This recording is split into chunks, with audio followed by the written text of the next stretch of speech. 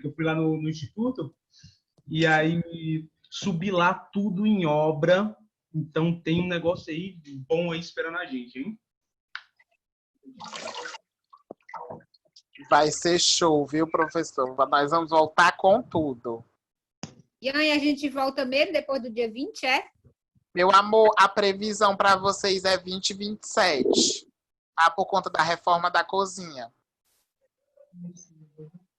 Dia 27, tá certo. E até lá, pode ficar tranquilo que a gente vai ligar para vocês, vamos organizar, passar as datas, tudo direitinho, viu?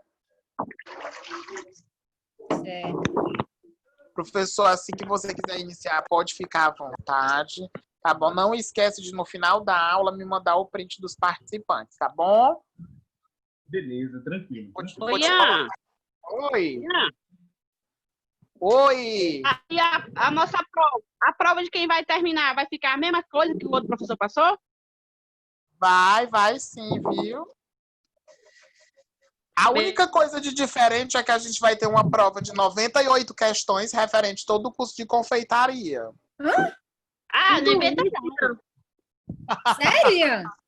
Tem de Pra matar inventar. a saudade de vocês. Tudo isso, Ian. Não, viu, Ian? Saudade, eu não quero que vocês vá embora agora. Pois é, até eu tô morrendo de saudade. Ai, gente. Não, mas não se preocupem, viu? Quando vocês retornarem, quem vai finalizar vai fazer a prova, fazer a apresentação do trabalho, finalizar, tá bom? Na primeira aula a gente decide como é que vai ser, né? Isso. Né, Ian? Pois tudo bom. Ian, Boa aula para todo mundo, tá? Ian, Oi. Ian, deixa eu só tirar uma dúvida contigo. Porque a gente ia levar a prova prática no primeiro dia do retorno. Ainda vai ser isso ou não? Na verdade, Helena, no primeiro dia de retorno, a gente vai dar as orientações. Então, eu acredito que vocês não vão ter só um encontro, vocês vão ter dois. Um encontro da orientação e reorganizar a questão da prova, porque, querendo ou não, nesse teve algumas dificuldades, né? Algumas pessoas que, infelizmente, saíram da turma, né? Algumas pessoas que a gente não tem mais contato. Então, a gente vai reorganizar tudo direitinho, viu? No primeiro encontro. Certo. Tá bom. Tiago tá me ouvindo, seja bem-vindo. Boa noite. Boa noite. Seja bem-vindo, Tiago. Tiago é novo na turma, né? É novo sim, viu? Seja bem-vindo, Tiago. Valeu. Professor, agora é com você. Pode ficar à vontade, viu? Beleza, beleza. Obrigadão, Ian. Tchau, tchau. Até a próxima. Então, pessoal, vamos lá. Primeiramente, boa noite a todos, né? A aula de hoje a gente vai dar uma revisitada num assunto. É um assunto que eu acho interessante, vai ser uma coisa um pouco mais teórica, mas eu queria aqui estar mostrando esse assunto para vocês, relacionado à parte de cookies. A gente vai ver cookies, petit fours e também geleias. E aí, o que eu queria ver com vocês, além da gente trocar uma ideia, tirar algumas dúvidas que possam ter ficado durante esse período, tá? E é uma aula bacana até para a gente entender mais no conceito, vamos dizer assim, de uma forma difícil, organolético da coisa, né? A gente vai ver a parte mais teórica ali, mas eu acho que o conteúdo está bem interessante, está bem bacana. Eu vou compartilhar minha tela com vocês para a gente começar aqui a nossa aula, tá? E aí, como é que foi a semana passada, galera? Como é que foi essa semana, na verdade, para vocês? Eu vi que a Lisandra fez a massa de torta também. Postou até no grupo ali para deixar a gente com vontade, logo no período da tarde. Eu tenho aqui, galera, eu estou compartilhando aqui minha tela com vocês, certo? O que eu tenho aqui? Eu tenho algumas fichas técnicas de cookies. Se vocês quiserem, eu tenho cookie, tenho petit four, tem algumas coisas que, se vocês quiserem, eu posso estar dando prints e estar mandando no grupo de vocês. Mas isso aqui, até o momento, não vai ser muito importante para a gente, tá? Eu vou estar mesclando a aula de hoje com... Deixa eu só tirar alguns áudiozinhos aqui para a gente poder focar mais aqui, tá bom? E aí, a gente, na nossa aula de hoje...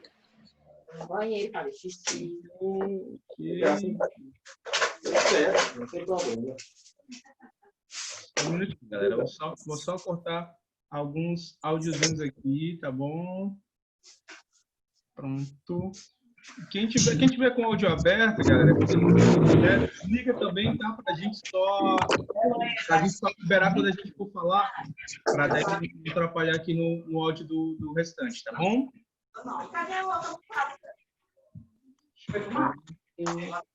Tem mais gente entrando. Vamos lá.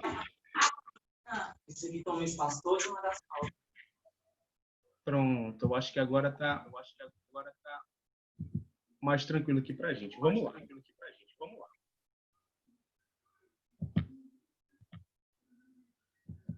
Pronto, ok. Então, galera, vamos lá. O que eu tenho aqui? Eu tô ouvindo só meu... Vocês estão me ouvindo minha voz 2 vezes também? Espera aí, deixa eu só achar onde é que é. Aqui foi. Ok, beleza. Acho que agora foi. Então, o que a gente tem, galera? A gente vai a gente tem algumas fichas técnicas, já eu volto nessas fichas técnicas para a gente fazer uma análise dessas fichas técnicas, tá bom? Mas primeiro eu vou deixar essa imagem aqui e eu vou conversar sobre esse assunto aqui com vocês. E em qualquer momento, se vocês quiserem liberar o áudio e fazer alguma pergunta, fiquem à vontade, tá bom? Eu bloqueei o áudio assim nesse primeiro momento, mesmo que eu vou começar a falar, só para a gente ter um momento mais de silêncio aqui na sala de aula, mas a partir de qualquer momento que vocês tiverem a dúvida, clica aí no botãozinho e fala comigo que eu estou ouvindo vocês, tá?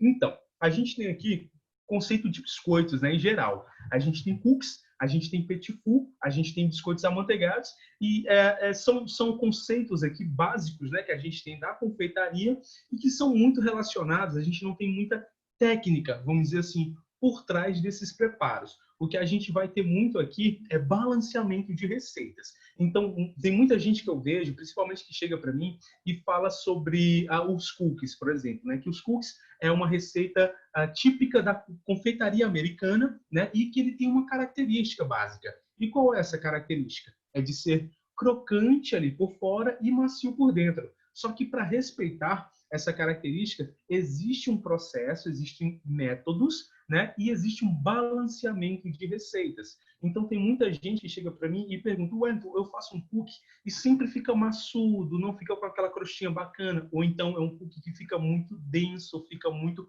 como se fosse uma pastilha. Qual é o problema? Então, assim, nessas receitas que a gente tem aqui, bases amanteigadas, né, biscoitos, petit fours em geral, o maior problema dessas receitas está no balanceamento. Então, para tirar uma dúvida, nesse caso, a gente tem o... Deixa eu só tirar aqui. Pronto. A gente tem um exemplo. Uma receita de cookie, eu tenho ali uma variação de farinha de trigo, né, açúcar e manteiga. Esses três aí formam o pilar da nossa receita, né? São os ingredientes básicos. E se esses ingredientes variam fora dessas características que a gente precisa, a gente acaba não tendo essas características que a gente quer. Eu vou dar um exemplo para ficar mais fácil, tá um pouquinho difícil de entender, mas eu vou colocar aqui na ficha técnica de um cookie, né? Para a gente entender mais ou menos o que eu estou falando. Vamos transformar isso aqui em porcentagem, de uma forma bem superficial para a gente entender. Eu tenho aqui 175 gramas de farinha de trigo. Então, a gente admite esses 175 gramas de trigo como 100%. Por que, Wellington? Porque o trigo é a base da minha receita. Então, eu vou admitir ela em 100%. Eu vou estar falando em números aqui, mas já isso aí vai ficar bem claro para vocês aonde eu quero chegar com esse conceito, tá? Então, eu vou admitir esses 175 gramas aqui como 100%. Sendo assim, aqui embaixo eu tenho de margarina, que é um outro ingrediente que eu tenho aqui em grande quantidade na minha receita, né? Margarina ou manteiga para o meu cookie, eu tenho 125 gramas. O que isso me diz? Me diz que para essa receita, 100% é farinha de trigo e 70%, 60% é manteiga. Quando eu tenho esse conceito de porcentagem no lugar de números, no lugar de 200 gramas, 300 gramas, 500 gramas, eu tenho porcentagem. O que é que me facilita? O que é que facilita a minha vida para isso? Facilita eu entender o balanceamento da receita. E por que isso é tão importante para a gente? E por que eu gostaria que vocês fizessem esse exercício também, já que vocês estão muito prestes a se formar. E ficha técnica vai fazer parte do dia a dia de vocês assim que vocês se formarem. Até porque eu acredito que a maioria de quem está aqui está empreendendo já, né? Já tem um negócio. Mesmo que esse negócio seja um negócio doméstico, que você faça vendas de bolo em casa, vocês estão empreendendo, né? Vocês têm um negócio. E é muito importante para a gente, que é da área, né, da gastronomia, nós que somos confeiteiros, a gente tinha um conceito de ficha técnica muito claro. Porque esse conceito de ficha técnica, ele vai fazer com que a gente consiga, além de levar padronização para o nosso cliente, no caso, a gente sempre vai ter o mesmo produto com as mesmas características, tá? A gente também vai conseguir ter uma padronização de custos. Então, a nossa ficha técnica de confeiteiros profissionais, ela não é uma ficha técnica só de uma receita, ela é uma ficha técnica de uma receita com conteúdo de gestão. Ou seja, a gente vai ter, além da receita, também os custos, né? Quanto equivale cada item. E quando a gente leva isso para porcentagem, o que a gente consegue ter dimensão? Primeiro, nos ingredientes que são mais utilizados. E segundo, em como variar essa receita e como a gente produzir receitas autorais. Como assim, Wellington? Produzir receitas autorais. Vamos lá que a gente foi na internet e a gente pesquisou 3 receitas de cookies. E aí a gente coloca essas 3 receitas uma do lado da outra. E comparando essas receitas, vamos levar todas para porcentagem, tá? A gente transformou todas para porcentagem. E comparando uma do lado da outra, a gente percebe que na primeira receita ele usa 60% de margarina, na segunda ele usou 65% de margarina e na terceira ele usou 70%. O que eu tenho aí no meu pensamento? Então, mais ou menos para uma receita de cookie, eu tenho uma variação entre 65%, 60% e 70%. Então, eu tenho um gap ali, eu tenho uma variação de 60% a 70%. Eu já consigo admitir, quando eu for produzir a minha receita de cookie, essa quantidade, né? Essa porcentagem. Eu fico nessa média. Então, isso me possibilita, como confeiteiro, de criar a minha própria receita. E na hora de produzir essa receita, se eu tiver o conceito de porcentagem, independente da quantidade que eu faça, né, eu vou saber como eu vou balancear minha receita. Vou dar um exemplo. Você teve hoje na tua produção uma produção ali de 30 cookies, que é o que dá a tua receita. Tua receita dá 30 cookies. E chegou o teu cliente e pediu: Meriane, eu queria que você me entregasse 2.000 cookies. Você não vai deixar de entregar. De jeito nenhum. Você não vai deixar de entregar de jeito nenhum. Mas e aí, como é que você vai conseguir transformar a tua receita numa receita que vá para um rendimento de 2.000? Fica mais complicado quando você vai simplesmente multiplicando essa receita. Mas a partir do momento que você leva para um conceito de porcentagem, fica mais tranquilo. Um exemplo: se eu antes utilizava 200 gramas de farinha de trigo, eu simplesmente coloco essas 200 gramas para 3 quilos, né? Admito para 3.000. E se eu sei que o restante dos ingredientes, um é 30%, 60%, 40%, 70%, eu já consigo fazer esse balanceamento em base no cálculo lá dos 3.000. Tá claro para vocês esse conceito, tá? Se vocês quiserem, numa próxima eu posso até baixar aqui um modelo de ficha técnica para a gente conversar com isso. Eu tô pincelando esse assunto porque eu acho que é muito importante para vocês, por mais que tenha saído um pouquinho da margem aqui do conceito real dos cookies, dos pet foods, tá? Mas eu queria, eu gosto de sempre estar trazendo esse conceito de ficha técnica, porque por mais que seja um assunto chato, eu sei que é chato, né? É muito importante para gente, tá bom? Vamos lá, vamos voltar para o nosso conceito para eu não esticar muito aqui com esse lance de fichas técnicas, mas depois eu vou trazer um exercíciozinho para vocês justamente nessa questão de porcentagem, tá? E de como fazer essas variações, de como fazer esse tipo de balanceamento, porque eu acho que fica muito bacana para a gente saber interpretar uma receita, né? Além de saber ler a receita e conseguir pesar ela, é bacana quando a gente entende a receita, né? Porque cada receita ele está te dizendo uma coisa. Uma receita, ela vai te dizer, só pela receita, se aquilo ali tem um interior úmido e tem a crosta crocante, ou se aquilo ali é 100% úmido e quebradiço, ou se aquilo ali é 100% achatado, macio ou firme demais. Na receita, lendo a receita, você já consegue ter essa noção se você tiver esses conceitos aí de balanceamento já implícitos, né? Já na mente, então você já consegue olhar para uma receita e identificar, não, isso aqui é mais cremoso, não, isso aqui é mais pastoso, não, isso aqui é mais denso, tá? Então eu acho interessante por isso. A todo modo, vamos voltar lá para os peixe foods. O que a gente tem aqui? A gente tem aqui 2 métodos de preparo, né? Eu vou revisitar porque eu acredito que isso aqui vocês já viram. A gente tem 2 métodos aqui. A gente tem um método sablagem e a gente tem um método cremagem. Algum de vocês podia me dizer a diferença de um do outro, o que é o tal da sablagem e o que é o tal da cremagem? A gente viu isso até na aula que eu fiz, na aula passada, né, que eu fiz a massinha da tartelete. A gente fez a nossa massa sablé. O que é sablagem e o que é cremagem? Fica aí o desafio para vocês. Alguém de vocês pode me explicar o que é? Tic-tac, tic-tac, tic-tac, tic-tac, tic-tac, tic-tac. Pronto. Vamos lá. A sablagem, né? Ela é uma mistura de farinha com manteiga até formar areia úmida. E a cremagem a gente vai bater a manteiga com açúcar até formar um creme. Pronto, perfeito, perfeito. E o porquê que a gente faz esse método da sablagem? De mesclar a farinha com a manteiga. Qual é a função disso?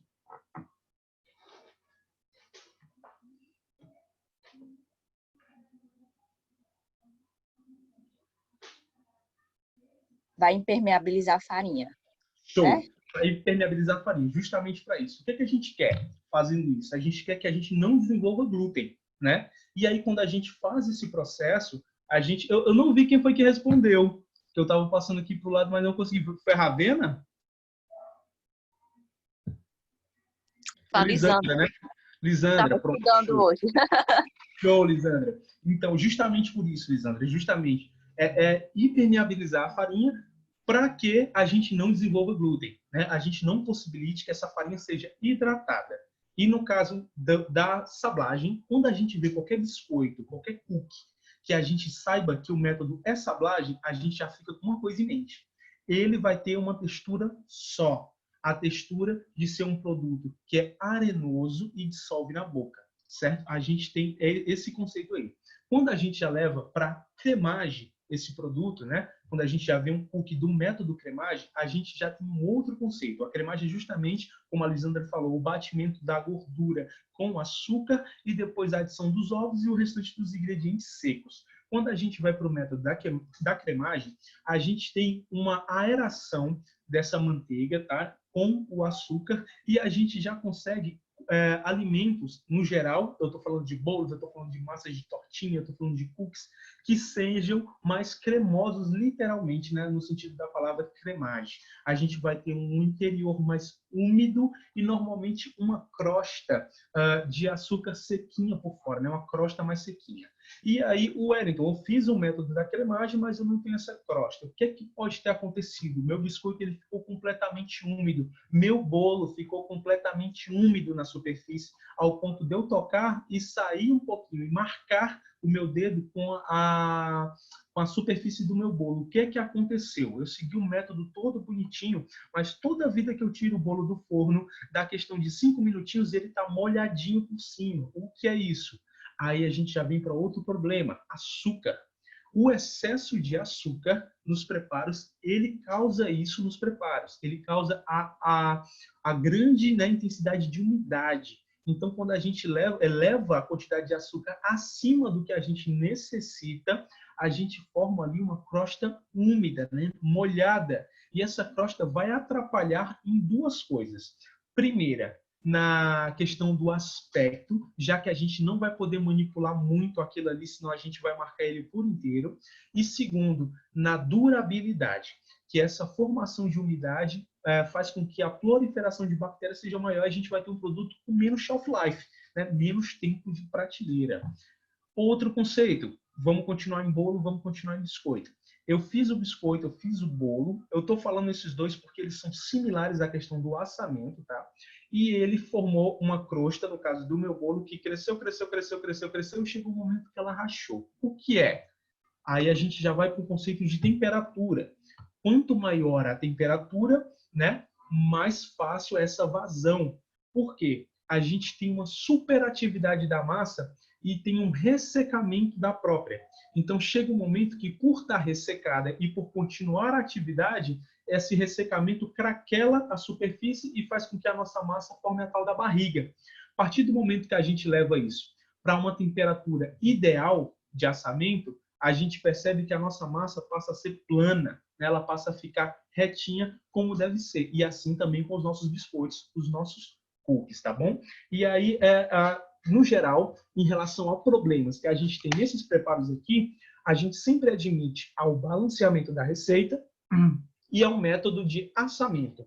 Então, quer dizer, Wellington, que se eu fizer um cookie e o cookie der errado, eu estou seguindo o método certo, eu estou fazendo o batimento todo certinho, provavelmente qual é o problema dele? A receita. E por que eu falo isso? Eu falo isso justamente porque tem muita gente que busca receitas na internet, que busca em sites bem conhecidos na internet, essas receitas acabam dando errado e a pessoa se frustra e pensa, nossa, o que eu estou fazendo? Eu segui o método direitinho, eu segui os passos direitinho, mas minha receita não dá certo.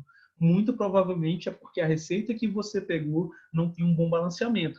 E aí, quando tu já tem a ideia de porcentagens na cabeça e já entende que um cookie ele é mais ou menos 50% a 60% e a receita que tu viu na internet está 80%, aí você já entende que provavelmente não é uma receita muito bacana, né? Eu fui lá para baixo da água e voltei para levar esse conceito, mas porque eu acho realmente muito interessante que a gente tenha isso implícito já na gente, né? Nós que somos profissionais da confeitaria, para que a gente realmente consiga interpretar as receitas e assim a gente vai ser mais assertivo na nossa produção, né? A gente vai conseguir ver uma receita na internet, ver uma receita num livro e entender que aquela receita cabe a gente no nosso dia a dia, né?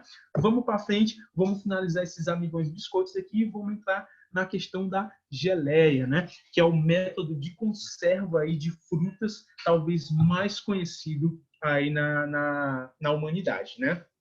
Comum em tudo. O que é uma geleia? Então, primeiro vamos entender a diferença de uma coisa para outra, porque o que a gente tem em conservas doces? A gente tem geleia, a gente tem a compota de fruta, a gente tem marmelada, a gente tem chutney, que é um agridoce. Chegando no salgado, a gente tem um antepasto.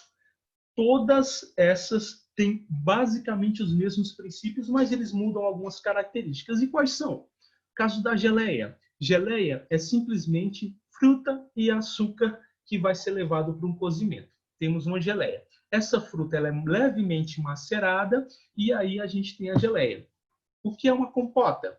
Fruta, açúcar levado para um cozimento. Diferente da geleia, ela não vai ser macerada, né? Ela vai ficar inteira e a gente vai ter ali uma conserva de frutas inteiras, né, açucaradas. Vamos lá para a marmelada, né? A marmelada, o que a gente tem? Ou o purê de fruta, né? A gente tem a fruta, açúcar levado para o cozimento. O diferente é que ele passa por um processo de maceração maior do que o da geleia, normalmente até numa peneira, para que ele realmente fique bem macerado. Aí a gente tem a tal da marmelada. Chutney, Wellington, eu vejo muito aí receitas de chutney de manga, chutney de kiwi. O que é esse cara? Mesmo conceito de geleia. Porém, já com o uso de um ácido. A gente vai ter a fruta, a gente vai ter o açúcar, presença de um ácido, no caso um vinagre, um suco de limão, e o sal. Então ela é agridoce. Sempre que você vê em qualquer canto um chutney, você já entende que o chutney ele é agridoce, né? Ele é um sabor de sal e açúcar ali mesclado. E o antepasto é uma geleia, porém salgada. Então, normalmente feita de berinjela, o processo mesmo. No caso, o legume e o sal vão para o fogo, recebem um cozimento e uma redução. Tá? Há um processo, sim, de açucarar, mas pela caramelização do açúcar presente no próprio legume, né? E aí a gente tem o antepasto. No geral, para que serve a geleia? A geleia ela surge como um método de conserva, porque o açúcar, né, essa concentração de açúcar ali faz com que esse processo, a gente consiga armazenar essa fruta por mais tempo. E no nosso caso, na confeitaria, serve para finalização de vários doces, serve para acompanhamento, serve para a venda dela própria, né, da geleia em potinhos. Então, assim, a gente tem um grande uso da geleia na confeitaria. E para fazer uma boa geleia, a gente tem algumas características que a gente tem que seguir, porque o açúcar por si só não é suficiente para a gente ter uma geleia durável. E quando a gente fala de uma conserva, a gente quer que ela dure por meses, a gente não quer que ela dure por semanas. Então, se a gente prepara ela de uma forma realmente ideal, a gente tem, né, essa condição de durar meses em temperatura ambiente, né? Eu não estou falando de geladeira, tá bom? Então, deixa eu passar aqui para frente, porque eu tenho aqui na frente um processo, né, da fabricação da geleia em pequenos videozinhos, cortezinhos de vídeo, que eu acho que fica mais fácil de ilustrar isso, e durante esses vídeos eu vou conversando com vocês sobre o que é que está acontecendo. Primeiramente, o que a gente precisa para fazer a geleia? A gente vai precisar de uma panela, a gente vai precisar de um termômetro, explico já o porquê desse cara, a gente vai precisar de uma espátula de silicone, o pão duro, que a gente está acostumado a usar ali para bater um chantininho, para texturizar um chantininho, para usar, usa geral, a gente usa o pão duro para tudo na confeitaria, e a balança, que é a nossa melhor amiga aí da produção. Primeiro passo, a gente quer confeccionar uma geleia para nossa produção. Então, a gente vai armazenar ela em potinhos e a gente já vai vender esses potinhos para os nossos clientes, ou a gente vai deixar esses potinhos, talvez até maiores, guardados no nosso estoque, tá bom? E para isso, a primeira coisa que a gente vai precisar fazer é esterilizar esses potes. Então, para isso, a gente vai estar pegando os potinhos e a gente vai colocar eles em água fervente por mais ou menos 10 minutos, que é o suficiente para a gente matar todas as bactérias. Finalizado esse processo, a gente vai retirar esse potinho da água, a gente vai deixar ele secar e aí a gente vai limpar ele, sanitizar ele com álcool 70. Feito isso, a gente preparou os nossos potinhos. Potinhos preparados, agora a gente vai começar a nossa geleia. Para a nossa geleia, a gente vai estar precisando de uma fruta. Aqui, a gente está utilizando manga. Podia ser um morango, podia ser uma framboesa, um kiwi, tá? Uma laranja, tá? Maçã, qualquer fruta dá para fazer geleia, tá? O importante é ser fruta. Então, temos aqui a manga, cortes, tá, da fruta ou fruta inteira. Aí vai depender do que você quer. Se você quer uma compota ou se você quer uma geleia. Feito os cortes, a gente vai estar levando essa fruta para a panela. E nesse momento aqui, a panela já está aquecida. Fogo de geleia, temperatura de fogo de geleia, Wellington, sempre o mais baixo possível. Por quê? Quanto mais baixo a temperatura, né, se possível, eu faço até uma coisa, que tem aquele botãozinho lá do fogão, chega um momento, né, que a gente não consegue diminuir mais ele, e às vezes a temperatura, a chama ainda está alta. O que eu faço? Eu faço é voltar ele quase que 100%, quase que desligando ele. E aí você percebe que o fogo ele fica bem baixinho, uma camada bem fininha. Ali é ideal. Por quê? Quando a gente faz isso, a gente não faz a caramelização do açúcar.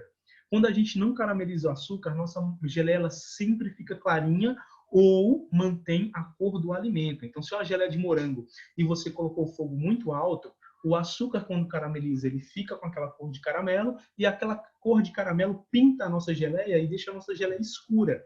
Então, quando a gente deixa o fogo clarinho, baixinho, a geleia fica clarinha e com vermelho super intenso do morango.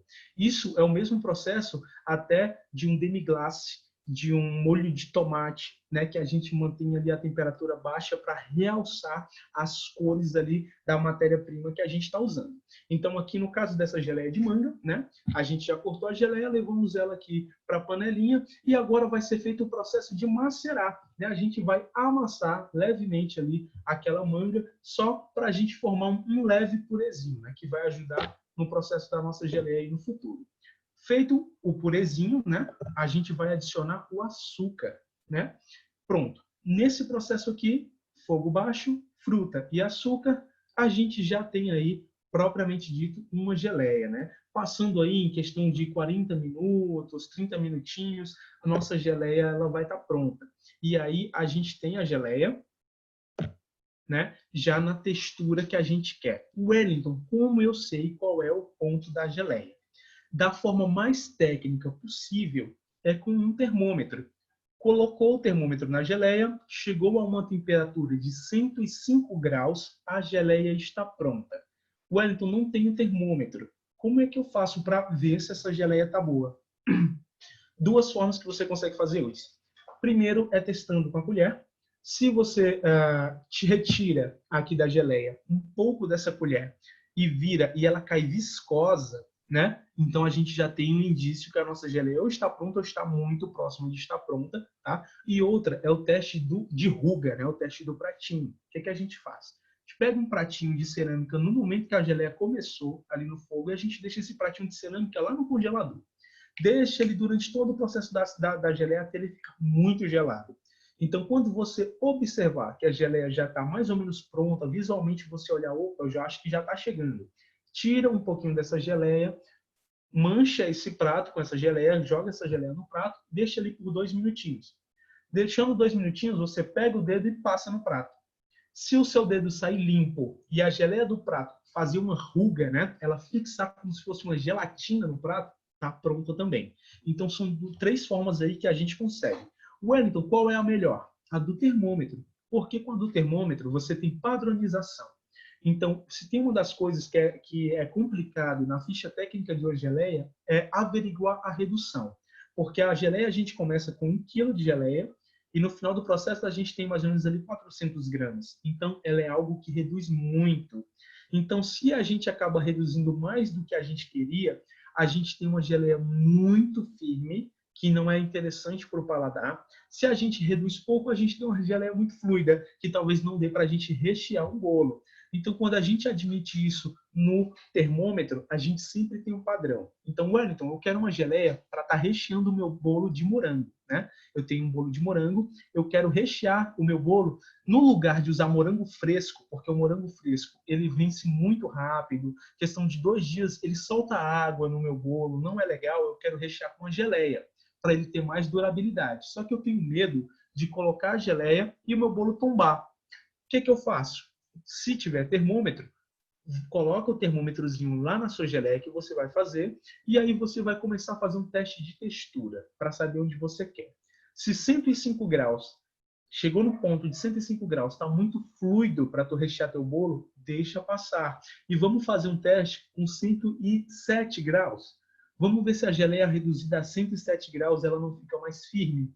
O Wellington ficou perfeito com 107 graus. Então, você sabe que 107 graus é a temperatura que você tem de uma geleia espessa para estar recheando o teu bolo. E por que eu acho interessante a gente fazer isso? Porque lá amanhã, quando você for repetir a geleia, daqui a uma semana, daqui a um mês, lembrando que 107 graus te garantiu a geleia na firmeza que você precisava, você nunca vai ter problema com o teu bolo. Ao contrário de que se você fizesse no olho e você só saberia que seu bolo teve algum problema ou não quando chegasse na casa do cliente. Então é interessante sempre a gente trabalhar com o máximo de equipamentos possíveis para estar dando para a gente um resultado específico daquilo, tá? Galera, se até agora algo não ficou muito claro, abre aí o áudio e fala comigo, tá bom? Então vamos lá. Temos aqui no fogo a nossa geleinha. A nossa geleinha reduziu aqui tranquilamente, ela já está pronta. Agora a gente vai armazenar essa geleia. E aí eu tenho o meu potinho aqui que já foi totalmente esterilizado, tá? Um potinho de vidro, tá? E vou passar a minha geleia aqui para o meu potinho de vidro. Pronto, então acabou. Fechou o potinho e aí eu já posso guardar a geleia? Não. A gente tem ainda uma etapa, que essa etapa é crucial para que a gente mantenha aí a conservação dessa geleia. Feito tudo isso que a gente fez até agora, a gente tem uma geleia. A gente pode comer, pode saborear, pode rechear algum produto. Agora a gente quer conservar ela, quer guardar ela. Quero guardar ela por um mês, quero guardar ela por 2 meses em temperatura ambiente. O que eu faço? Eu vou pegar, vou colocar minha geleia no potinho esterilizado, tá? Aqui ele vai estar mostrando aqui, no caso, a higienização da tampa, desnecessário. E o que a gente vai fazer? Pegou o potinho, tampou hermeticamente, a gente vai voltar esse potinho para a água fervendo. O potinho agora com a geleia dentro. Por quê? A gente vai deixar fervendo lá em torno de 20 a 25 minutos. Para quê? A gente tem um potinho. Entre a geleia e a tampa do pote tem uma vazão de ar. Essa presença de ar, querendo ou não, por menor que seja, ela tem presença de micro-organismos. E aí a gente tem que retirar esse ar para que crie um vácuo ali dentro. E aí é nesse processo aqui de água fervente, de colocar o potinho com geleia na água fervente, que a gente vai criar um vácuo, né? E esse vácuo vai possibilitar que a nossa geleia agora sim tenha uma baita durabilidade. Então, passou-se aí os seus 25 minutos, a gente vai estar retirando a geleia da água fervendo. Feito isso, a gente tem aí a nossa geleia prontinha, né, no ponto para a gente armazenar e ela ficar aí 1 mês, 2 meses aí em temperatura ambiente sem a gente ter problema. Wellington, estou fazendo com um pote de vidro, mas esse pote de vidro que eu estou usando, ele não tem essa tampinha aqui, ó. É aquela tampinha de metal rosqueável. Dá para fazer com ela também? Dá, sem problema. E com ela é até interessante, porque a gente vai conseguir ver realmente se o vácuo aconteceu. Então, com a tampinha de metal, depois que saiu do fogo, esfriou, obviamente, a gente vai pegar a tampinha e vamos pressionar a tampa dela. Se quando a gente pressionar, a tampa ficar pressionada, não pegou vácuo. Não pegou vácuo.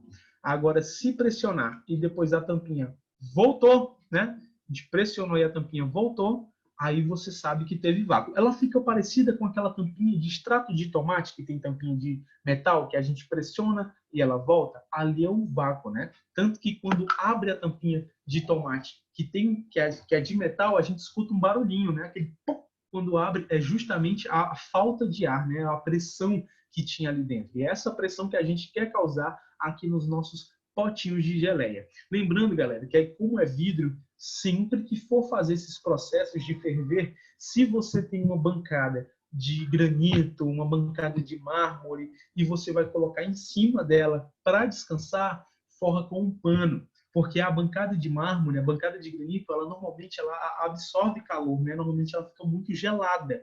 Então, quando esse frio e quente aí causa uma diferença de temperatura que pode estar quebrando os potinhos, tá? E pode ser até perigoso para vocês, tá bom? Então, é muito interessante que forre e faça alguma coisa do tipo.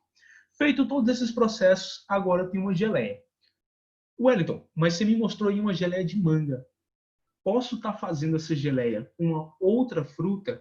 Sem problema nenhum. A fruta que vocês quiserem. O importante é sempre a gente estar escolhendo frutas mais ácidas. E aí a gente vai chegar no conceito de seleção das frutas para estar fazendo geleia. Estou ali com maçãs na geladeira. Aquelas maçãs já estão ficando quase velhas na geladeira, já estão maçudas. Eu não vou usar para nada. O que eu posso fazer com essas maçãs? Eu posso fazer uma geleia? Não. Mas por quê?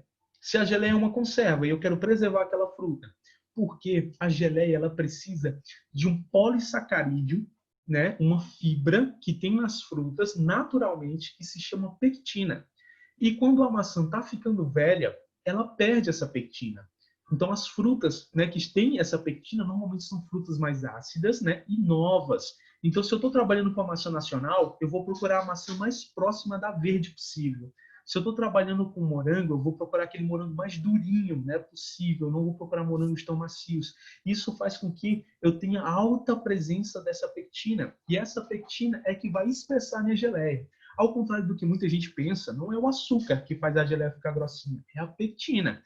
Então é muito importante que a gente trabalhe com frutas novas, né? Mesmo que o processo que a gente esteja fazendo seja geleia. E o que eu faço com as frutas velhas? Aí a gente tem como fazer uma torta, a gente tem como fazer um purê de fruta para a gente fazer uma mousse, né? Tem uma infinidade de coisas aí que dá para a gente fazer, mas geleia essencialmente com frutas novas, tá? E aí a gente vai falar sobre a pectina. E eu quero falar uma forma aqui com vocês de como a gente extrair essa pectina naturalmente e a gente ter pectina dentro da nossa produção feita de forma artesanal.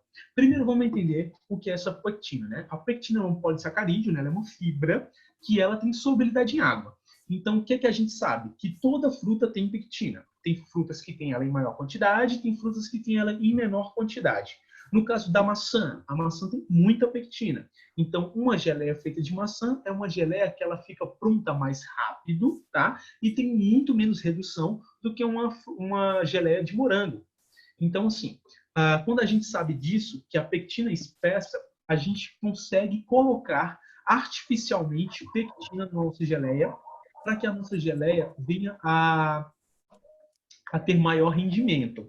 Então, se eu faço uma geleia de morango e eu não quero que essa geleia fique muito cara, que ela reduza demais e fique muito cara, porque o morango é uma fruta cara, eu posso adicionar a pectina, tá? Que é uma pectina industrial. A gente encontra em lojas de confeitaria já potinhos como pectina de maçã, pectina da casca da laranja, onde a gente vai incorporar essa pectina na nossa geleia para que ela renda mais. Mas, Wellington, eu não quero fazer a minha geleia com nada artificial. Eu quero realmente que a minha geleia seja completamente artesanal, handmade, e não quero botar nada industrializado na minha geleia. Mas eu também não quero que ela fique muito cara, senão eu não vou conseguir vender. Como é que eu consigo extrair essa pectina de forma artificial, de forma natural? Então, primeiro a gente vai ter que buscar quais são as frutas que têm maior presença de pectina. A gente tem duas muito baratinhas e super comuns. A primeira é a maçã e a segunda é o maracujá, né? Tem o maracujá, vou primeiro falar do maracujá. O maracujá é o mais diferente. O maracujá, vocês percebem que quando a gente corta o maracujá no meio e tira a polpa, tem aquela parte branca do maracujá que a gente joga fora. Aquela parte branca se chama albedo. Aquele albedo, ele é riquíssimo em pectina. Riquíssimo em pectina. E como é que a gente consegue transformar o albedo num espessante natural para as nossas geleias? A gente retira o albedo, retira toda aquela parte branca do maracujá, coloca todo ele numa panela e a gente coloca água até cobrir ele todo. Então, assim, se você tiver 1 quilo de maracujá, produzir uma polpa, produzir mousse de maracujá, produzir, enfim, fez ali até uma geleia de maracujá e sobrou aquela parte branca, você pode colocar toda a parte branca numa panela com água, cobre, né, toda de água, e a gente vai levar ao fogo baixo, e ele vai ficar no fogo, dependendo da quantidade que você colocou, por mais ou menos ali 1 hora, 40 minutos, tá? Para quê? Para que ele cozinhe por completo. E aí o que é que vai acontecer? Quando ele cozinhar por completo, você conseguiu ativar essa pectina, né? E fazer com que ela realmente tenha esse processo ali de gelinitificação. E aí o que é interessante? Depois que você faz isso, basta bater no liquidificador e passar numa peneira como se fosse fazer um suco. Vai sair dele, quando ele esfriar, uma baba, né? Um gel, como se fosse até o gel da babosa. E aquele gel ali é pectina pura. E aquela pectina pode ser utilizada em qualquer outra geleia, porque não tem sabor de maracujá. O sabor dela é completamente neutra. Então a gente consegue aí um espessante natural, né? Sem utilizar produtos artificiais e extremamente barato também. Porque um potinho de pectina ele é super caro. Perdão. Um potinho de pectina ele é super caro. E aí, quando a gente faz essa pectina natural, além da gente conseguir aí aumentar o volume aí das nossas geleias, deixar ela mais barata, a gente ainda vende essa marca, essa ideia para o nosso cliente. O nosso produto é 100% artesanal e ainda é um produto que tem um valor ali comercial mais atraente para o nosso cliente também, é mais barato, porque a gente não usou aditivos nele, né? E ele não reduziu tanto quanto deveria reduzir, tá? Mas, Wellington, eu não quero fazer esse trabalho todo. Eu não posso simplesmente colocar gelatina na minha geleia e aí vai dar certo? Vamos lá. Não. Por quê? A gente tem, na confeitaria, 3 espessantes comuns para doces. A gente tem a pectina, que foi essa que eu falei.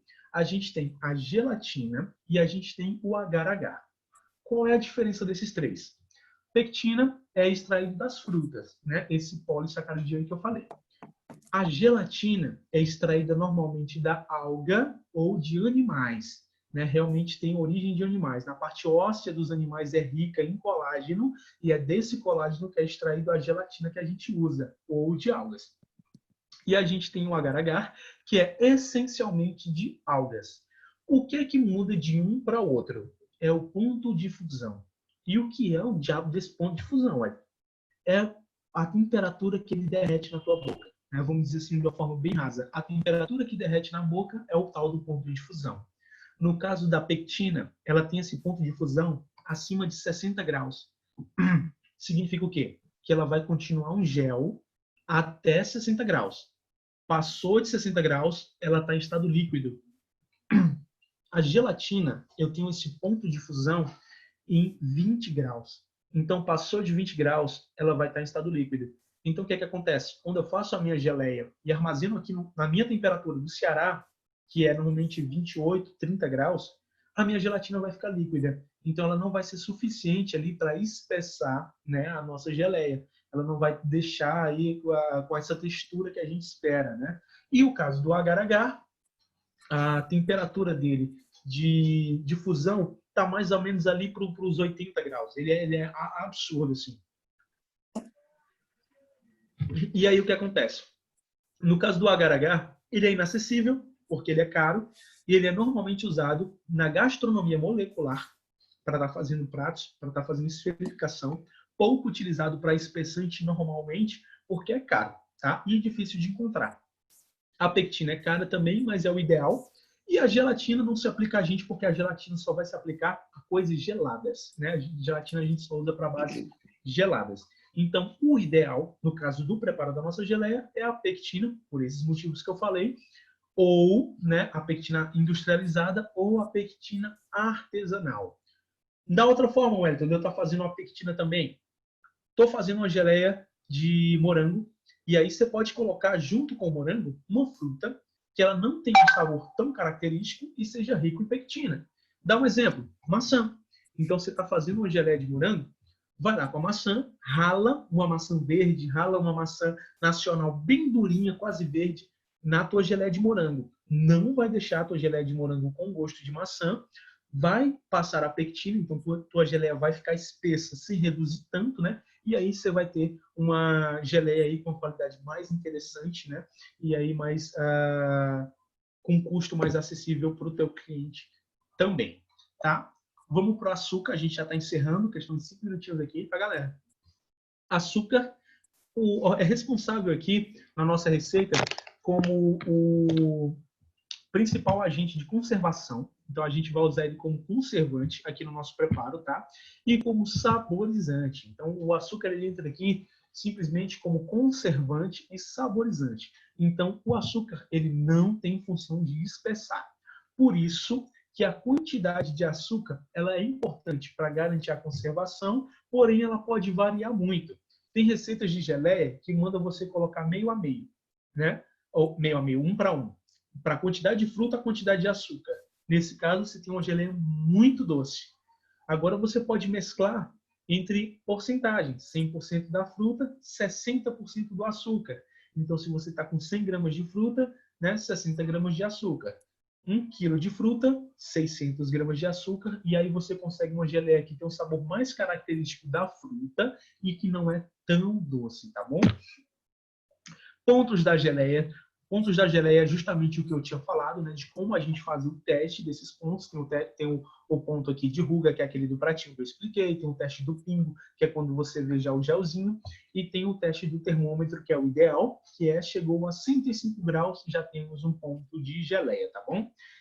Para saber esse ponto aqui visualmente, você consegue fazer isso até com o próprio açúcar, né? Água e açúcar no fogo chegou a 105 graus, você já vê ali uma bala mole subindo, né? Você já vê uma textura ali de fio de açúcar, tá? Esterilização de vidros em invase. A gente já viu também, que é justamente o processo de ferver os vidrinhos e fazer a esterilização deles com álcool 70%, tá? Que é o mise en place de salão, como a gente conhece na gastronomia, tá? E esterilização através do micro-ondas. Eu expliquei para vocês como é que faz a esterilização dos potes, colocando na água para ferver. Aqui é o método do micro-ondas. No caso do micro-ondas, basta a gente lavar os potinhos de vidro. Depois de lavados, a gente vai colocar no micro-ondas em potência máxima por 4 minutos. É o suficiente para esterilizar aí os nossos potinhos aí através do micro-ondas, né? Vai matar todo e qualquer micro-organismo. Aqui é o método de fervura, que é o que eu expliquei. Coloca em água fervente, depois passa álcool, tá? Esterilização das tampinhas. E aqui a gente tem as fichas técnicas de geleia. Vamos só analisar essa aqui, aí a gente já encerra aqui. Porque aqui é interessante, porque a gente tem uma geleia que usa pectina. E usar a pectina na geleia não é simplesmente colocar a pectina lá. A gente precisa ter alguns cuidados ao colocar a pectina, senão dá super errado e a pectina ela acaba empelotando como se fosse um amido mal misturado num preparo de creme de confeiteiro, por exemplo, que fica aquela coisa toda grumenta. Então, se não usar a pectina da forma correta, forma esses grumos e nem dá a eficácia que ela deveria dar, tá bom? Vamos ler aqui a receita. A gente tem 1,5 kg de morango. A gente tem suco de um limão, uma presença para dar mais acidez aqui na nossa geleia. A gente tem açúcar cristal também, 1,5 kg, né? Bastante açúcar, para a mesma quantidade de fruta foi de açúcar aqui nessa receita também. E a gente tem de 2 ou 3 colheres de sopa de pectina. Pronto, temos aqui nossos ingredientes, vamos ao modo de preparo. primeira coisa, lavar e secar, cortar o morango em 4 partes. Enfim, né? Vamos preparar nossa fruta. Depois de preparar nossa fruta, aí vem já uma dica do uso da pectina. Misturar a pectina com o açúcar. Então, por que, Wellington, misturar a pectina com o açúcar? Né? Justamente para que a pectina consiga ter a solubilidade que ela precisa e ela consiga se hidratar quando for na geleia. A pectina, quando presente no açúcar, ela se dissolve com maior facilidade. Então, se a gente colocasse simplesmente a pectina depois, né, poderia dar problema aí no preparo da nossa geleia. Se você tiver numa região fria e for fazer geleia, para adicionar a pectina, o interessante seria misturar no açúcar e esperar a tua água chegar numa temperatura de mais ou menos uns 30 a 40 graus para estar colocando ela, tá? Como a gente já está numa região bem quente, provavelmente a água que vai estar saindo da torneira já não é uma água fria, vamos dizer assim, a gente já mistura no açúcar e já coloca. Então é importante para o uso da pectina sempre fazer essa mistura no açúcar para a gente estar utilizando nessa geleia, né? Então, levou tudo ali, né, na panela, colocou em fogo baixo e deixou cozinhar. Mexa de vez em quando até o açúcar dissolver, acrescente o suco do limão e cozinhe até estar no ponto desejado. O açúcar que a gente está utilizando aqui nesse preparo, como vocês podem ver, é o açúcar cristal. E aí vem um negócio interessante em relação ao açúcar cristal e preparo de geleia. O açúcar cristal, por mais que ele seja em grãos maiores, né, tenha cristais maiores de açúcar, ele é melhor no preparo da geleia, porque, acredite você ou não, ele dissolve com maior facilidade do que o açúcar refinado. Então, aqui, diferente de um bolo que a gente gosta, que a gente prefere o açúcar refinado por dar mais aeração e dar leveza para o bolo, na geleia a gente já prefere o açúcar cristal. Então, a gente já consegue também aí uma versão, né, que fica até mais barata para o nosso bolso, tá bom? Foi isso, eu acredito que a gente não vai ter... Deixa eu só averiguar aqui. Aqui eu tenho outras fichas técnicas. Se vocês quiserem, me peçam que eu mando lá no grupo do WhatsApp. Eu tenho geleia de abacaxi e maracujá. Vou querer, Wellington. Pronto, vou mandar sim, viu? Vou bater os prints e vou postar todos no grupo. Tem uma geleia de maracujá e banana. Ah, e eu tenho uma também, Helena, que é uma geleia sensacional, que é a geleia de morango com manjericão. Né? Não está aqui nessa apostila, mas se você quiser eu te mando. Ai, que delícia. Delícia, delícia, delícia, delícia. Ei, Wellington, Wellington. Pode falar. Wellington, no meu antigo trabalho, tinha uma mangueira, né, no quintal, e todo ano ela dava muita manga. Então, para não perder tanta manga, eu fazia geleia. Uhum. Massa. A geleia e fazia o chute, né? Nossa, muito bom, muito bom. E a geleia ali você guarda, você armazena congelada. Nossa, também. dava de um ano para o outro. E eu fico muito triste, Helena, porque aqui a gente tem período aqui de caju, e que o pessoal joga o caju fora e guarda a castanha de tanto caju. Me dá uma dor. A casa da minha mãe tem cajueiro e ela faz doce e dura o ano todo. Olha aí, que massa. E tem outra coisa ainda que eu ia dar até essa ideia aqui, ó. Questão de sabores de geleia, galera. Como a geleia é um negócio muito fácil de fazer e tem um valor agregado gigantesco, porque essa palavra geleia já dá um molhado na boca, né? A gente pode estar utilizando frutas locais e a gente pode estar utilizando coisas locais para produzir a nossa geleia. Tem uma fruta que dá aqui no Nordeste que é extremamente desvalorizada pelo mercado e altamente valorizada pelas pessoas, que é o jambo. Eu não conheço ninguém que gosta de jambo, mas a gente nunca vê o jambo no supermercado. Por quê? Porque eu o jambo... gosto de jambo. Eu adoro. Não gosta de jambo, Helena? Eu gosto. Ah, tá. Meio com susto já. Gosto demais. O jambo é muito Se eu bom. ver um na calçada, eu pego. Eu também, eu adoro. Se eu ver, acabou de cair, eu pego na hora, lavo e como. Eu também pego. Passei. Em frente à minha casa tem 3 pés de jambo. Porra, te acho. Então, quando começar a aula, já pode levar um saco. Começou agora, já começou. Tô doida pra subir lá na árvore do vizinho. Olha aí. E aí, sabe por quê, galera, que o jambo é desvalorizado pelo mercado? Porque é fácil o plantio. A gente percebe que quando a gente planta em casa, o jambo ele cresce com facilidade e ele dá fruto com muita facilidade. E como ele é barato de produzir, o mercado não quer, porque não vale a pena armazenar esse cara, não vale a pena transportar, porque só o transporte já é mais caro do que a fruta. Então, eles descartam essa fruta maravilhosa que a gente tem aqui no Nordeste e que ela só é delícia mantida... mesmo. Delícia, delícia. E ela só é mantida por pessoas como nós que consomem e plantam no interior, vê na casa do vizinho ali e quer manter, quer preservar. Porque se não fosse isso, já estaria em extinção. Né? As pessoas, como não têm interesse comercial, que deixe para lá. E aí, uma coisa interessante é a gente trazer esses sabores para a nossa comida também, para a nossa confeitaria, entendeu? Eu fiz um trabalho muito interessante, já vou encerrar, viu, galera? Eu vou falar demais, mas já vou encerrar. Eu fiz um trabalho muito interessante com um colega meu lá no Rio, que ele tem uma padaria lá, que o nome da padaria dele é Bicho Pão. E aí o Cássio, ele queria criar um sonho na padaria dele, mas ele não queria um sonho convencional.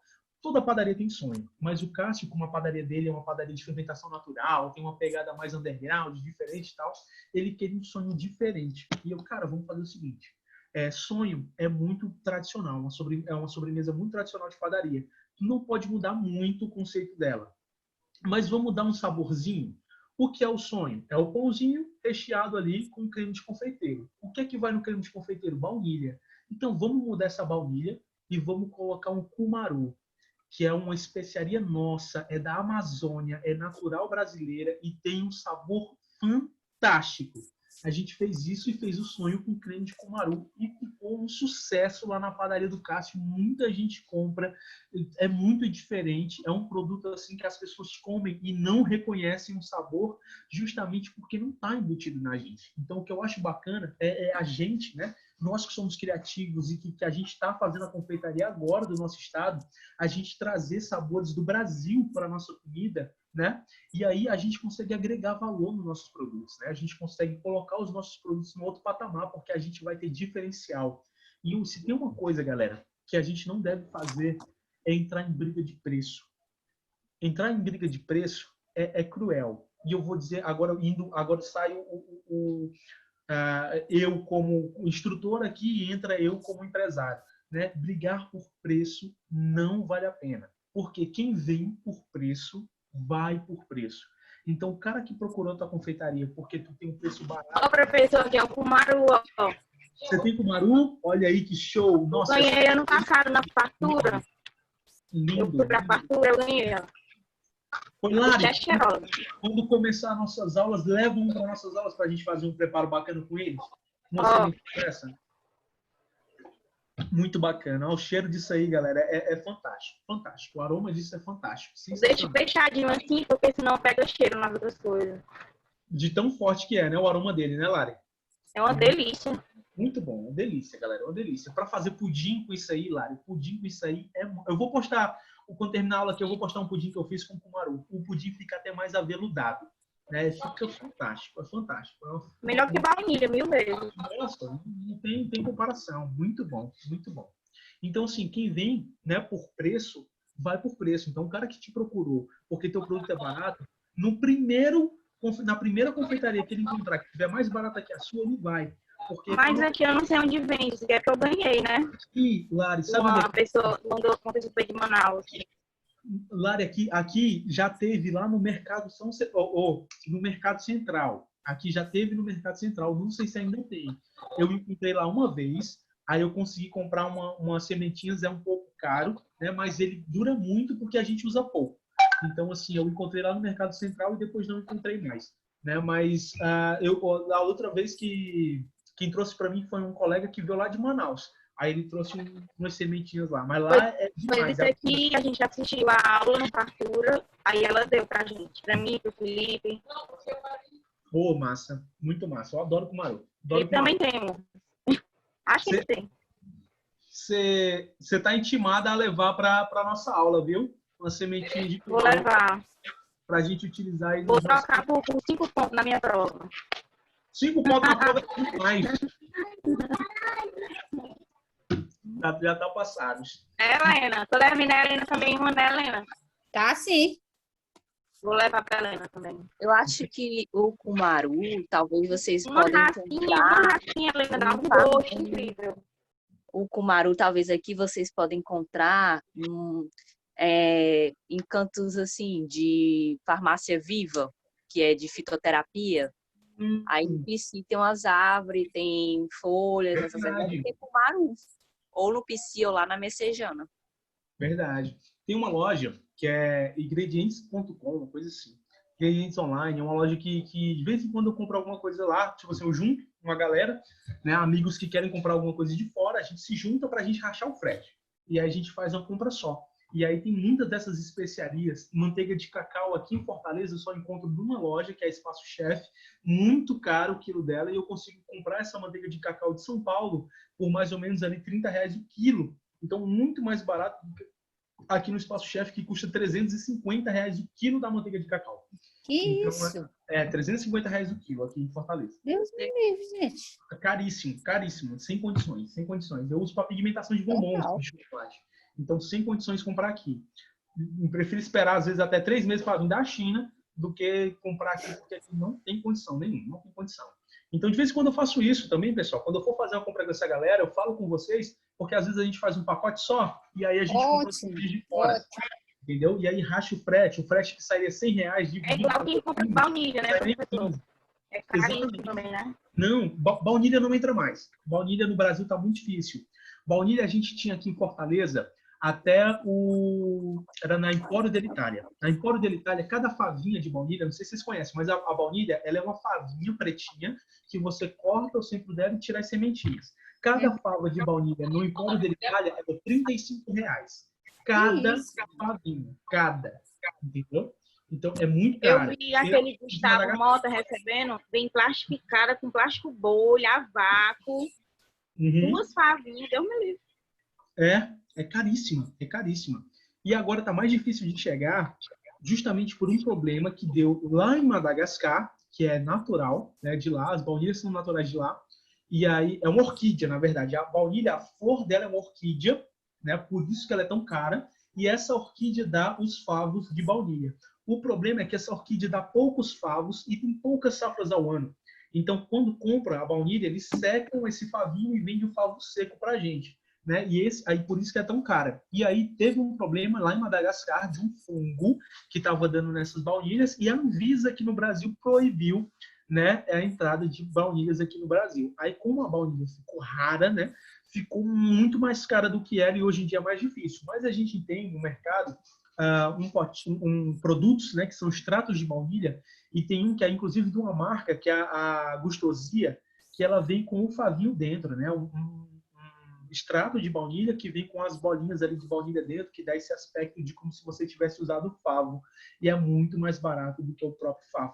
Mas se não quer usar um negócio tão caro desse, tão difícil de achar que tá, vai pro Cumaru, que é nacional, né? É nosso, é mais fácil de encontrar, já que é Brasil, tá? E aqui em Fortaleza, de vez em quando, tem uma loja dessas aí, né? E eu sabendo, eu já falo para vocês, já jogo no grupo. No mais, galera, foi isso aí a nossa aula, né? A nossa aula sobre geleias. Se ficou alguma dúvida, podem tirar a dúvida no momento que vocês quiserem, agora mesmo, fiquem à vontade, tá? Ou se durante algum processo, eu quero fazer geleia essa semana, surgiu alguma dúvida na produção de vocês, vocês ficaram com dúvidas, me chama lá no WhatsApp, fala comigo que eu tiro as dúvidas de vocês, tá bom? Sendo a produção da aula de hoje ou não, a produção que vocês estão no dia a dia de vocês, né? Usem aí como se fosse, sei lá, uma consultoria particular, tá? E me chama lá, conversa comigo, que a gente troca ideia. Se eu souber responder, eu vou responder. Se eu não souber, eu vou pesquisar e vou tentar responder vocês. Tá? Então, assim, sempre... Pode falar, Helena. Se eu quiser fazer a geleia sem açúcar, posso, não? Aí você vai perder só uma coisa nela. Você consegue, sim. Você consegue fazer sem açúcar. Você pode usar um edulcorante já, se você quiser fazer ela diet, por exemplo, né? Com um público que não precisa de açúcar. Só que você só vai perder uma característica dela, que é a durabilidade. Ela vai durar menos, mas é possível fazer sim, tá? Você consegue usando um edulcorante, e aí você vai ter que procurar um edulcorante que seja, no caso eu estou falando um adoçante, né? Que seja forno e fogão. É muito importante que ele seja forno, né? Que aí você consegue fazer sem problema também. Tem um que é sucralose, eu acho que é do Tal e Qual a marca, que aí é forno e fogão. E aí você coloca quase a mesma proporção que o açúcar, ele é muito parecido com o açúcar, eu acho, só que o rendimento dele é muito maior, então a proporção muda, né? Se eu não me engano, ele rende tipo 10 vezes mais do que o açúcar, né? Então se você colocasse 1,5 kg de açúcar, você coloca 150 gramas do tal e qual, já que ele rende 10 vezes mais. Mas é possível fazer também, é possível fazer, sem problema nenhum, tá? Entendi. Tendo só um cuidado também, Helena. No caso, se for para fazer para um público específico, que é dietético, né? Aquele produto, já que é uma geleia, você, mesmo que você não use açúcar, você não pode chamar ela de zero açúcar. Você vai chamar ela de low carb, né? Porque ela vai ter baixo teor de açúcar, porque açúcar ela ainda tem, que é o açúcar da fruta, que é a frutose. Então, a própria fruta, ela já tem açúcar. Já tem açúcar. E se a pessoa for diabético, ela também não pode comer fruta em excesso. Então, você admite ela como low carb. E aí, teu cliente, ele entende que ali tem pouco índice de açúcar, pouco índice glicêmico. Ele vai comer com parcimônia, né? Vai comer aí com cuidado, né? Não exceder, tá? Porque senão dá problema também para ele, tá bom? Sim. Agora, deixa eu te dizer, voltando para a aula da semana passada, aquela torta de limão que você passou, sim. Eu fiz aqui em casa na versão sem lactose, entendeu? Ficou ótimo.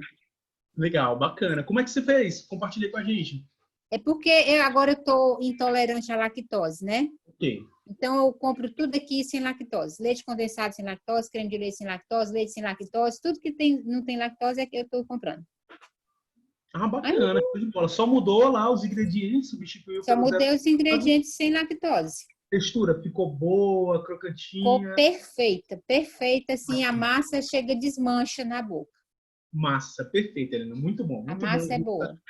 Ótima. Muito bacana. É isso. Desmanche. É bacana a gente testando, galera, essas coisas que a gente vai vendo aqui, porque a gente, conforme o resultado for sendo positivo, a Helena já passou aqui para mim uma ideia, que eu tenho uma massa zero lactose, mas já é diferente dessa. E aí eu já vou conseguir, já vou adotar essa massa agora que eu gosto muito também, zero lactose, para eu estar dando nas minhas consultorias também. E essa questão, Helena, de zero lactose, ela é uma tendência mundial. Então, assim, agora você está adaptando isso na sua casa por uma necessidade, né? Realmente, mas isso aí é uma tendência. Daqui a alguns anos, bote 10 anos aí, boa parte da população vai ter intolerância à lactose. Pois é, eu já estou no grupo. Pois é. Seja pelo processamento do leite, porque eu lembro de uma coisa, sei de uma coisa. Quem é do interior, quem é de muito tempo atrás, nunca ouviu falar de intolerância à lactose. Pelo menos. Eu fui criada tomando leite de cabra, nunca tive isso. Tá Se bem que leite de cabra não tem lactose, né? Não, tem lactose, tem lactose. Pois é, mas aí eu sempre tomei leite. Sempre tomei, nunca tive. Agora desenvolvi agora na quarentena essa intolerância, Wellington. Olha aí, você vê. A lactose, Helena, ela é o açúcar presente no leite, né? O açúcar natural do leite. E aí, o que acontece o homem é o único bicho que toma leite de outro bicho. Não existe bicho nenhum na natureza que toma leite de outro bicho, é só a gente. E a gente é bezerro a vida toda, a gente toma leite a vida toda, não é só quando a gente é pequeno. A vida toda. A vida toda. E talvez isso aí seja um processo justamente evolutivo nosso, entendeu? Chegou uma hora, não, a natureza olhou pra gente e falou, Deus olhou pra gente, não, vocês estão tomando leite demais, deixa os bichos em paz. Né? Então pois é. Tolerância para vocês aí. Então, é um processo natural e é uma tendência, né? Querendo ou não, a gente tem que olhar isso aí de forma mais atenta para a gente trazer isso para nossa confeitaria. Duas coisas. Três, vamos botar aqui a última menos, mas a primeira principalmente, intolerância à lactose. Pessoas com intolerância à lactose vão subir, então isso a gente tem que trazer para nossa confeitaria. Segundo, produtos dietéticos, porque as pessoas vão se preocupar mais com a saúde e quantidade de pessoas com diabetes vai aumentar devido ao fast food e essa febre fast food. E terceiro, veganos, que é um mercado que vai crescer muito, de pessoas que se preocupam aí com questão de preservação dos animais e tudo mais. Então, eu gosto da culinária vegana. Pois é, a gente tem que ter isso em mente, já para a gente conseguir estar preparado para quando essas tendências chegarem, a gente já está ali, opa, eu tenho um produto aí para você, eu consigo te atender, né? Porque a gente sempre tem que procurar atender todo mundo, galera, o máximo que a gente puder. Principalmente a gente, porque a gente trabalha até de forma mais personalizada, né? As pessoas, às vezes, eu acho a culinária vegana encantadora. Eu também. Eu acho fantástico. Gosto bastante. Eu acho fantástico. Porque a gente consegue estar usando ali ingredientes que são naturais do sempre, e a gente extrai o sabor das coisas, né? São verduras, são especiarias. Eu não vejo nada demais, assim, que nem o pessoal fala, não é porque é vegano que tem que ser natureba. A gente consegue fazer até coisas assim, bem saborosas, bem gordas, bem fáceis. Tu conhece a carne de banana? Não. É uma delícia a carne de banana. Não conheço. Perfeita. Se você não disser que é banana, a pessoa não sabe que é banana, acha que é uma carne moída. Que massa. Aí fica feito tipo uma carne moída, só que é feita de banana. De banana. Assim, eu não gosto dela moída, eu gosto dela em tirinhas, entendeu? Entendi. Tirinhas bem fininhas. Aí você vai temperando como se você temperasse qualquer outra carne. Mas ela fica perfeita. Aí dá para você fazer vários pratos, escondidinho, ela botar no pão, fazer uma brusqueta, entendeu? Ela é bem versátil. Massa, eu gosto muito da carne de banana. Eu vou dar uma pesquisada. Eu já vi carne de jaca, já vi a que é feita com base de ervilha, que tá saindo... Eu vi o que eu sei fazer, a carne de caju e a de banana. A de jaca eu ainda não aprendi. Pô, muito massa. Mas a de caju, a de banana, eu até mando bem. Pois eu vou atrás. Se você tiver a receita, me manda também, Helena, lá no grupo. Compartilhe isso aí com a gente, que eu acho fantástico, acho sensacional. Até porque eu estou reduzindo um pouquinho o consumo de carne. Por exemplo, quando a gente for começar a aula, eu vou levar um pouco de carne de banana para você provar. Quero demais. Viu? Aí você vai ver que é interessante. Show de bola. Galera, enfim, vamos encerrar nossa aula. No mais foi isso. Espero que vocês tenham gostado, né? Compartilhar as experiências aqui é muito bom. Ouvir vocês também é muito bom. Quero realmente que interajam mais nas aulas, vocês perguntem mais, testem as receitas para vocês terem dúvidas ou terem sucesso a compartilhar com a gente, que eu acho muito importante também. Esse sucesso nas receitas de vocês me alegra muito mais do que até as próprias dúvidas, porque executar alguma coisa aqui, principalmente nesse momento EAD, vocês executarem em casa e terem um bom resultado, eu fico super realizado, tá? Então, muito obrigado pela presença de vocês hoje aqui. Vou estar só batendo um print aqui dos participantes para estar mandando para o Ian, tá? E eu vou bater um print nosso também para mandar para ele. Deixa eu só bater aqui. Pronto, bater aqui um print dos participantes. Deixa eu ver o print aqui. Print. Deixa eu bater. Na verdade, eu vou bater uma foto aqui para eu poder bater o nosso print, porque eu só posso bater um print por vez. Deixa eu bater uma foto dos participantes aqui para eu mandar para o Ian dar a presença de vocês. Ok. E vamos bater um print nosso? Vamos lá. Galera, isso aqui atrás, esses troços aqui atrás, isso aqui é uma cabana que meu filho fez, ele não deixa desmanchar de jeito nenhum. Já brigou aqui, já tentei tirar esse negócio aqui, ele não deixa, é a cabana dele, ele disse que vai dormir aí hoje, eu não sei que história é essa, todo dia ele diz que vai dormir nesse negócio aí, quando dá às 10 horas da noite, ele vai lá pra cama morrendo de medo, dizendo, não, vou dormir aqui mesmo. Mas deixa aí a cabana do bicho. Vamos bater o nosso print, vamos lá. 1, 2, 3, diga X.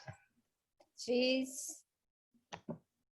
Show de bola, galera. Bati aqui nosso print. Vou postar nosso print lá no grupo também, tá? Brigadão. Até a próxima aula. Espero que vocês tenham gostado. Próxima aula já é um pouquinho diferente. A gente já vai estar de novo lá na cozinha fazendo alguma Mariane. coisa. Oi! Boa Saudade. Boa noite, Mariane. Boa noite. Na hora de se encontrar, viu? Tá, tchau. Pessoal. Tchau.